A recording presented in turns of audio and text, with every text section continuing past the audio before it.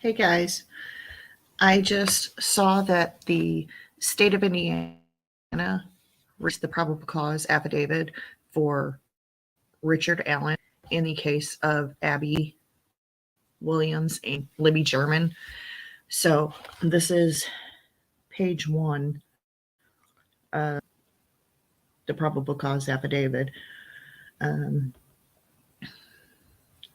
So basically, that on February 14th, victim 1 and victim 2 were found deceased in the woods approximately 0.2 miles northeast of the Monon High Ridge in Carroll County. Their bodies were located on the north side of Deer Creek. So basically, I'm just going to read a couple of things, but you can go to fox59.com and it will show you the probable cause statement if you guys are interested in it. It's just kind of tells you about where the girls were located and everything. The majority of the trail is in a wooded area with a steep embankment on the south side of the trail. The entirety of the trail and location of the girls' bodies were and are located in Carroll County, Indiana. Let's see here.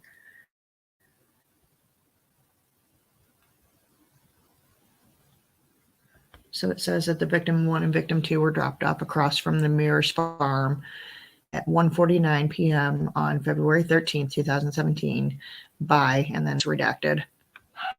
It says a video from victim 2's phone, so I'm assuming that's going to be Libby's phone, shows that at 2:13, victim 1 and victim 2 encountered a male subject on the southeast portion of the My Bridge. The male ordered the girls down the hill. No witness saw them after this time, and no outgoing communications were found on victim 2 after this time. Their bodies were discovered on February 14th, 2017.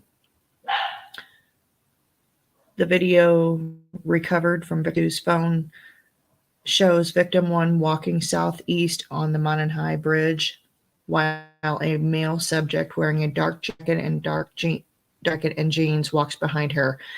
As the male subject approaches victim 1 and 2, one of the victims' men's gun.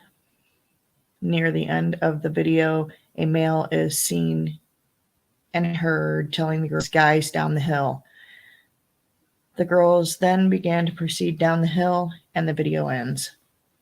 Wow.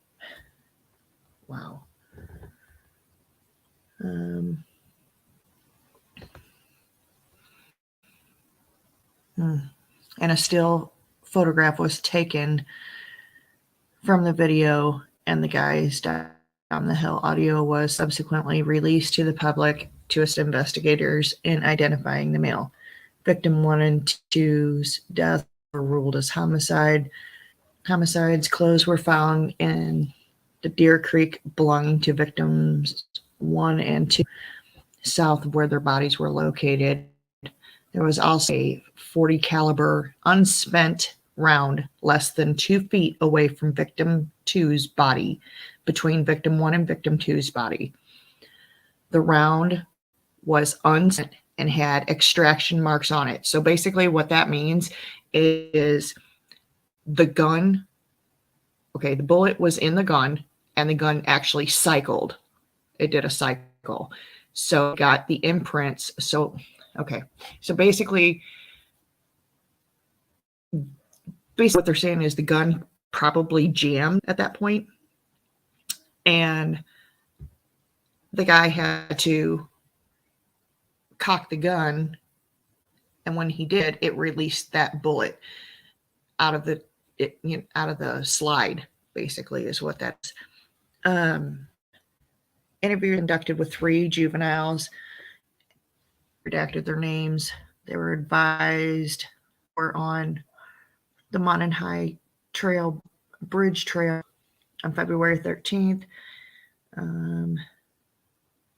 They described a male as kind of creepy and advised he was wearing like blue jeans, like really light blue jacket, and his hair was gray, maybe a little brown, and he did not show his face.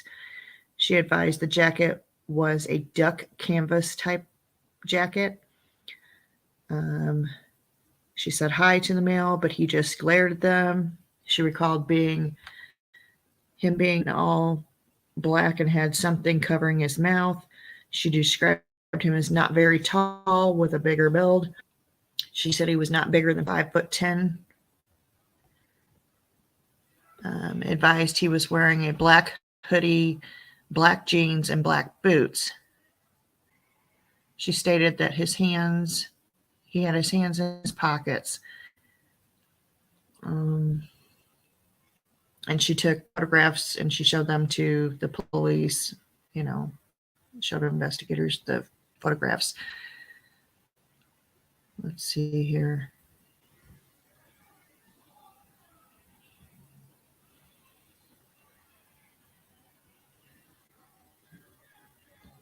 This is horrible. Ugh.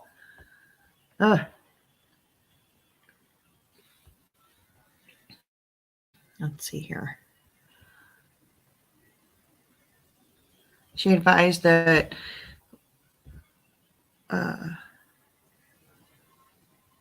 was taken when they encountered the man who matched the description of the photograph taken from victim two's phone, described as the man she encountered on the trail wearing a blue-black windbreaker jacket. She advised the jacket had a collar and he had his hood up from the clothing underneath his jacket. She advised he was wearing baggy jeans and he was taller than her. She advised her head came up to approximately his shoulders. She advised blank said hi to the man and he said nothing back. She stated he was walking with a purpose, like he knew where he was. She stated that his hands were in his pockets and he kept his head down. She advised she did not get a good look at his face, but believed him to be a white male. The girls advised after encountering the male, they continued their walk across Freedom Bridge and the old railroad bridge for Old State Road 25. And then investigators spoke with another person who advised she was on the trails on February 13th. Video from Hoosiers Harbor Store captured blank vehicle turning eastbound at 1:46 p.m. toward the entrance across from the Mears farm. She advised she saw 4 juvenile females walking along on the bridge over the State Road 25 as she was driving underneath on her way to park. And then she advised she walked to the Mountain High Bridge and observed a male matching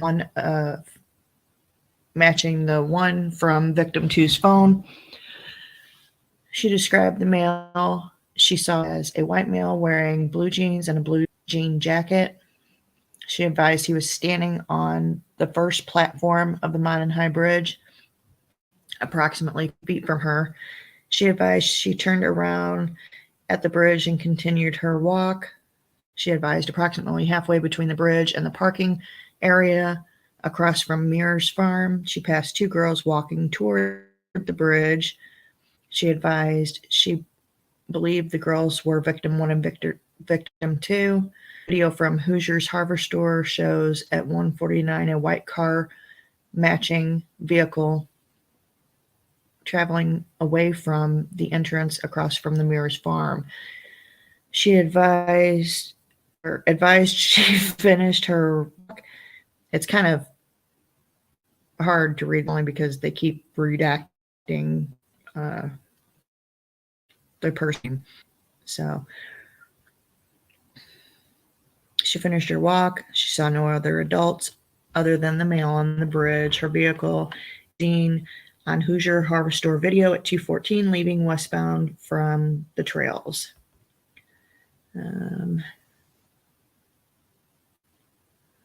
What else is there in there?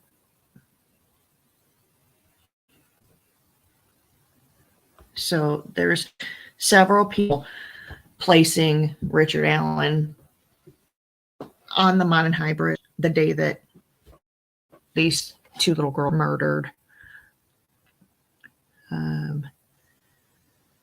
So this is the statement from the interview from Richard Allen. The narrative stated, Mr. Allen was on the trail between 13:30 and 15:30. He parked at the old Farm Bureau building and walked to the Freedom Bridge. While at the Freedom Bridge, he saw three males. He noted one was taller and had brown or black hair. He did not remember description, nor did he speak with them. He walked from Freedom Bridge to the High Bridge. He did not see anybody, although he stated he was watching a stock ticker on his phone as he walked. He stated there were vehicles parked in the Mountain High at the bridge trailhead. However, he did not pay attention to them. He did not take any photos or any videos. His cell phone did not list the IMEI, but did have the following, and I don't know, potential follow-up information. Who were the three girls walking in the area of Freedom Bridge? Investigators believe Mr. Allen was referring to the former Child Protective Service building, as there was not a Farm Bureau building in the area, nor have there ever been.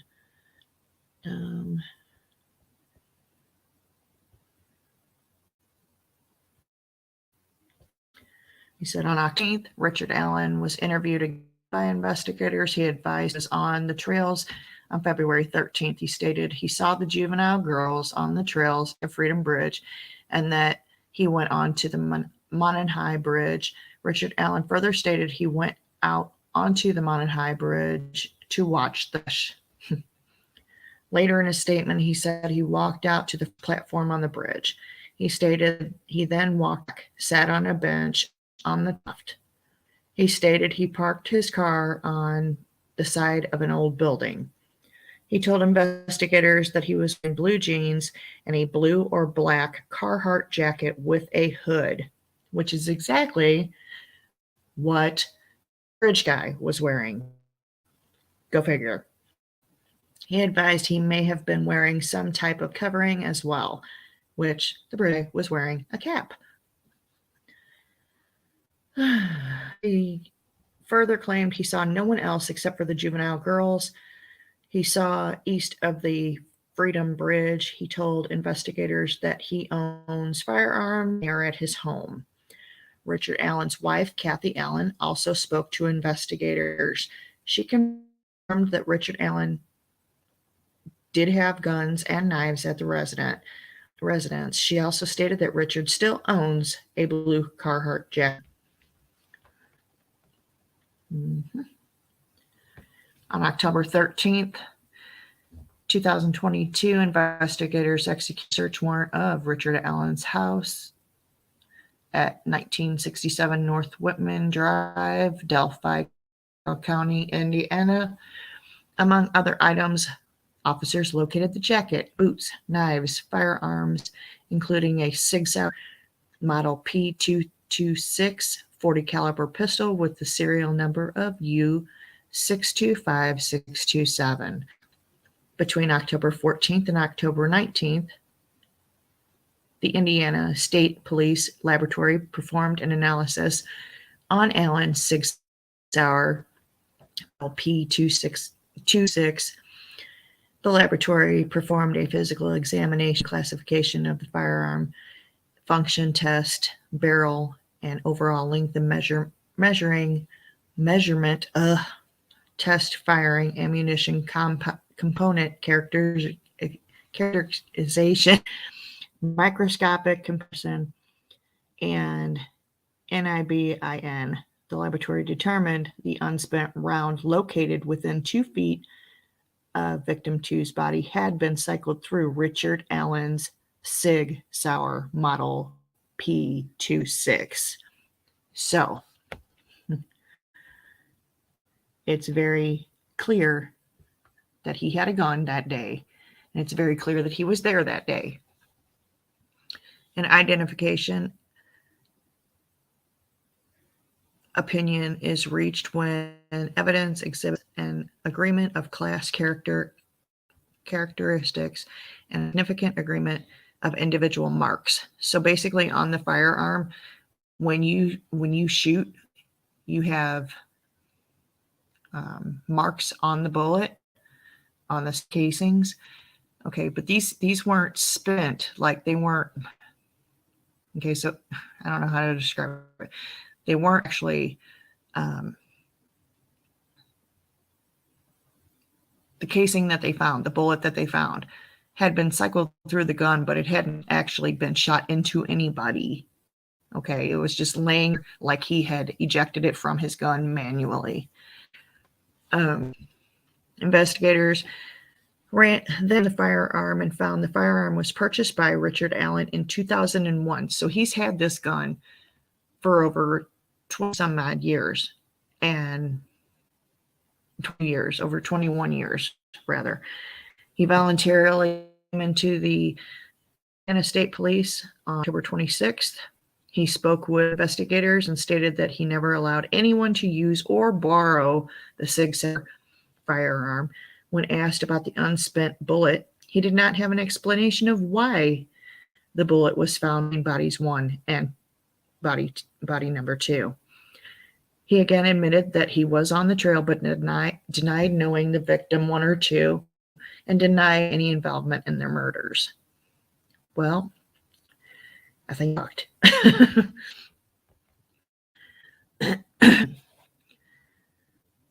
He has an opportunity to review and examine evidence gathered in this investigation. Detective redacted, along with other investigators, believe the evidence gathered shows Richard Allen is the male subject seen on the video from Two's phone who forced the victims down the hill. Further, that down the hill by Richard Allen and led to the location where they were murdered. So sad. And there's a part on here that I want to read, and I forgot. I don't know where it is.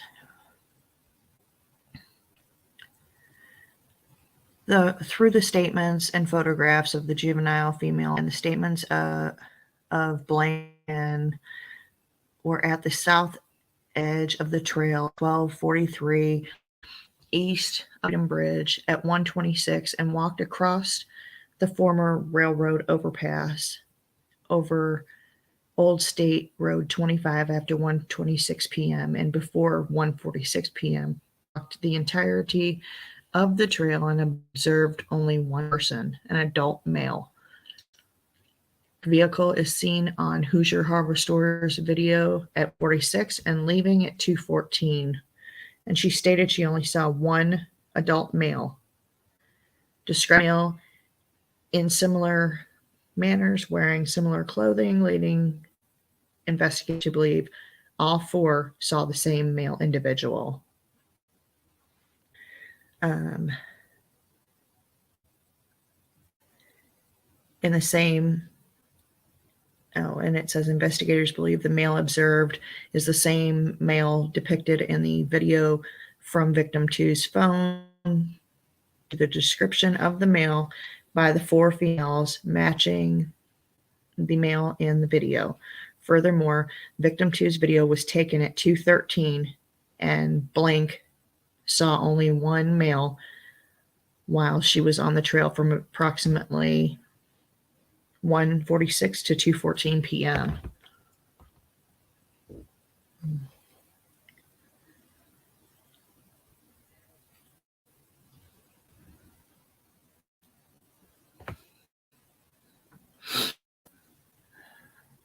Let's see here.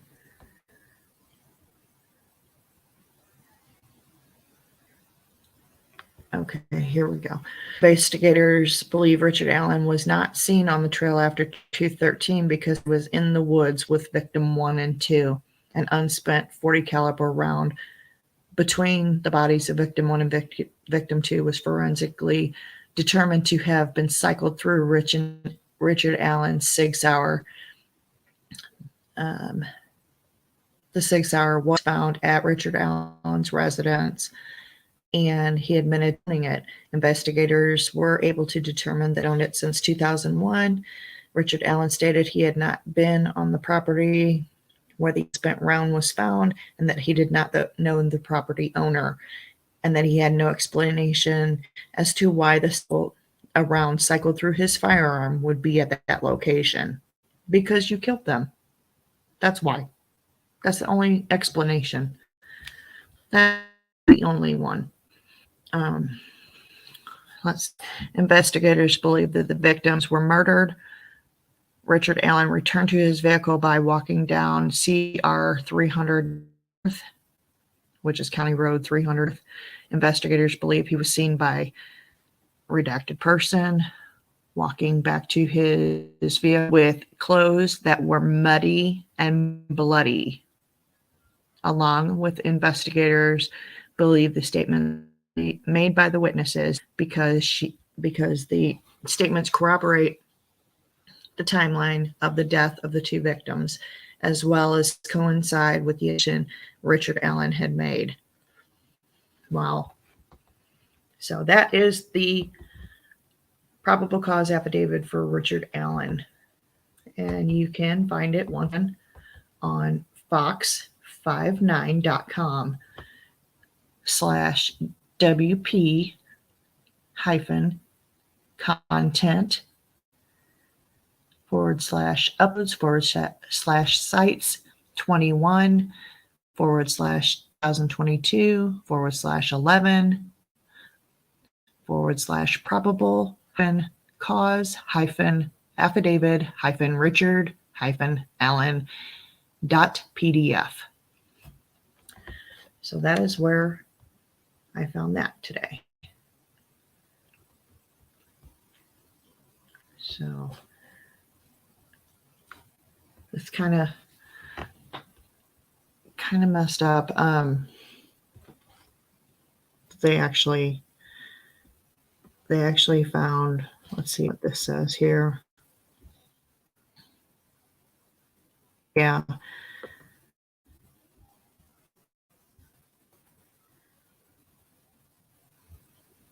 Well, so that's pretty much all I have today for this.